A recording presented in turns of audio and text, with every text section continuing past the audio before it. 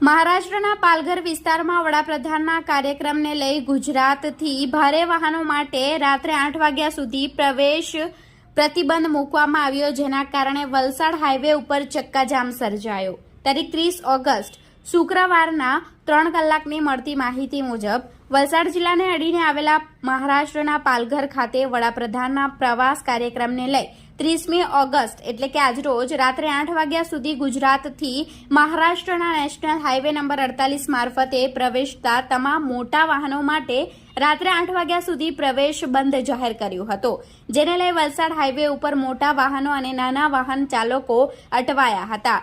કિલોમીટરથી લાંબી લાઈનો લાગી હતી। ઘટના અંગે વલસાડ જિલ્લા ટ્રાફિક પોલીસ દ્વારા હોટલના પાર્કિંગ અને ખુલ્લી જગ્યામાં ભારે વાહનો પાર્ક કરાવી વલસાડ જિલ્લા પોલીસ દ્વારા ટ્રાફિક સમસ્યા દૂર કરવાના પ્રયાસો કરવામાં આવી રહ્યા છે। મહારાષ્ટ્રના પાલઘર ખાતે નવા પોર્ટના ઇનોગ્રેશન કાર્યક્રમને લઈ મહારાષ્ટ્ર પોલીસ વિભાગ દ્વારા ટ્રાફિક એડવાઇઝરી ડિક્લેર કરી હતી। 2 દિવસ માટે નેશનલ હાઈવે 48 પર ભારે વાહનોની અવરજવર મહારાષ્ટ્ર તરફ બંધ રહેશે, જેના કારણે વહેલી સવારથી નેશનલ હાઈવે નંબર 48 પર અમદાવાદથી મુંબઈ જતા માર્ગ ઉપર ભારે ટ્રાફિક જામ સર્જાયો છે। વાપીથી લઈ વલસાડ સુધી ટ્રાફિક જામને લઈ અનેક મુસાફરો અટવાયા છે। નોકરીએ જતા નોકરિયાત વર્ગ તેમજ મહારાષ્ટ્ર તેમજ અન્ય રાજ્યોમાં જતા મુસાફરો ટ્રાફિક જામમાં ફસાયા હતા।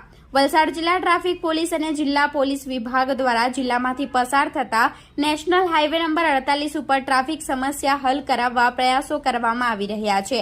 હાઈવે ઉપર આવેલી તમામ હોટેલો, ધાબા, ખુલ્લી જગ્યામાં મોટા વાહનો પાર્ક કરવાની કામગીરી પોલીસ વિભાગ દ્વારા કરવામાં આવી રહી છે।